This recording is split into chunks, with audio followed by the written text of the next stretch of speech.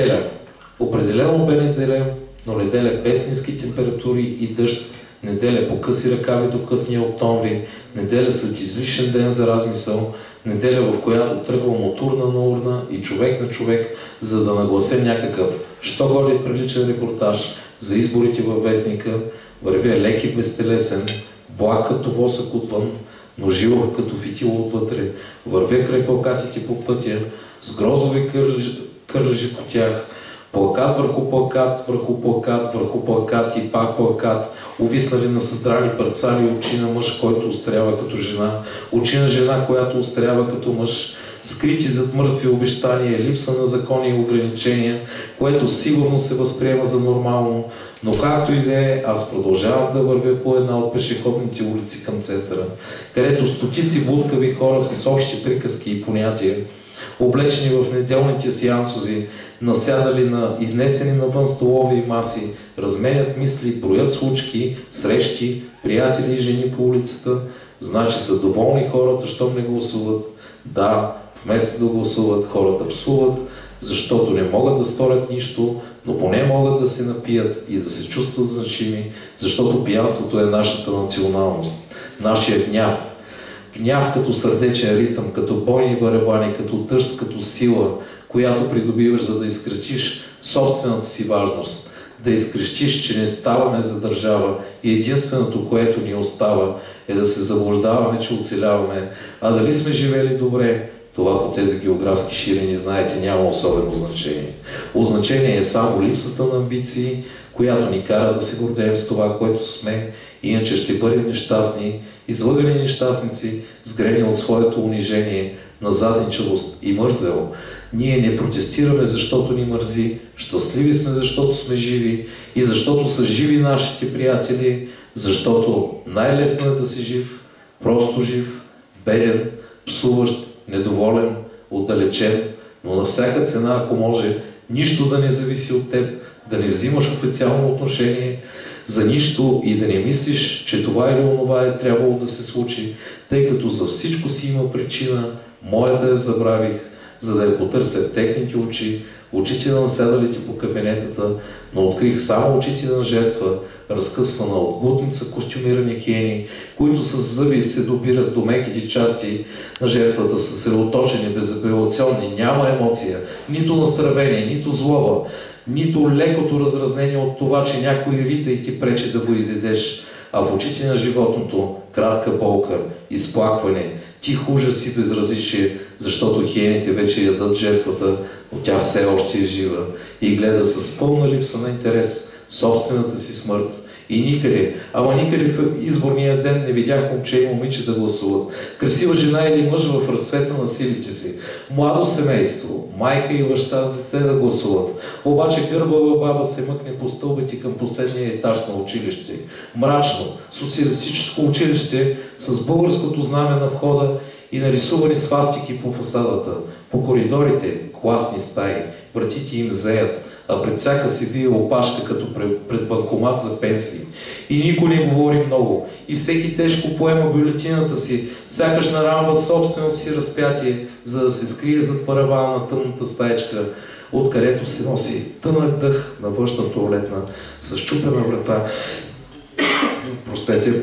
пред която чакат хора, насядали за чинове, наредени в права линия, опитват се да изглеждат сериозни, прибират жребия в пощенски плик. Пликът в прозрачната урна събрала сякаш не гласовете на живите, а праха на мъртвите. Целият вселенски прах, който се е струпал, изглежда именно тук, в циганската махала, където пристигам след час, за да открия, че циганите вече са пияни и любопитни към пришелците с онова неприлично вглеждане на циганите, което не е непременно предизвикателство към непознатия предолик, но си е подозрително, направо страшно. Срещали сте го този поглед, имаш усещането, че сега един от местните ще се развика и от всички довари ще изскочат лошо облечени хора, чиято единствена цел е да те замерят с камъни, защото така е наредил господарят, който държи търговията с щастие в квартала на наболните бради, черните физиономии и коси, които малко по малко се сгъстяват наоколо, за да тренират лошия си поглед върху пришелеца, който плахо подвива журналистическата си опашка и се умита по дългия обратен път, до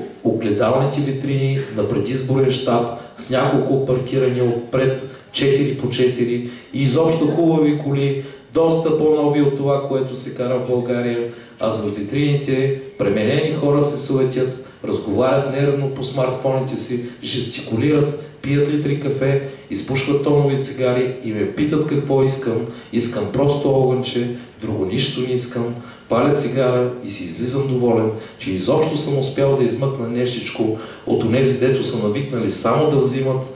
После влизам в друг щаб, после в трети, четвърти и всички щабове са хем някак доволни, хем тъжни, защото това, което се е случило в края на изборния ден, не им е много по вкуса и доволни, защото са познали какво ще се случи, а накрая си тръгвам към къщи и поемам в дробовете си всичкия изкрящо следобеден въздух на залеза с онзи особен оттенък на червеното и синьото, онова сурово, заплашително българско виолетово.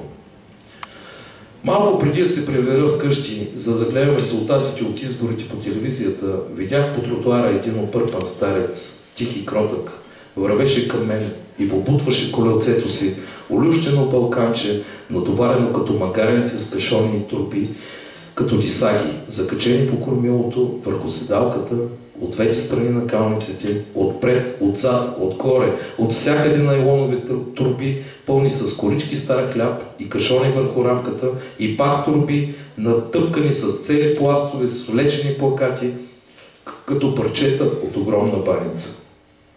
Старецът бе вдигнал долнището на анцуга си до гърдите и пристъпваше смирено, съвсем невзрачен в случайно подарените си дрехи, които му ставаха някакси, следван от няколко кучета, потичващи помежду си и уличните кофи. Направих му снимка и го попитах дали е ходил да гласува. Старецът каза, че днес по контейнерите циганската конкуренция отсъствала необяснимо и беше щастлив, че е успял да се възползва от липсата й. Питах го защо не иде да продаде гласа си на някого, вместо да събира боклуци. Май не знаеше за изборите. Ама изобщо. Отдавна нямало радио, нито телевизия. Борбата е безмилостно жестока, момче, рече ми дядото, като един изпаднал и доживял старините си в Царов. Грижа се, момче, и за раково болен човек. Разказа ми после дядото с 2-3 думи и за бабичката си. Пита го как се казва, как ми е името, но той май нещо не ме разбра. Бай, кой си? Питах как. Бай, как ти викат? Бай, народ, отвърна старецът. Така да съм го пишел във вестника и отмина.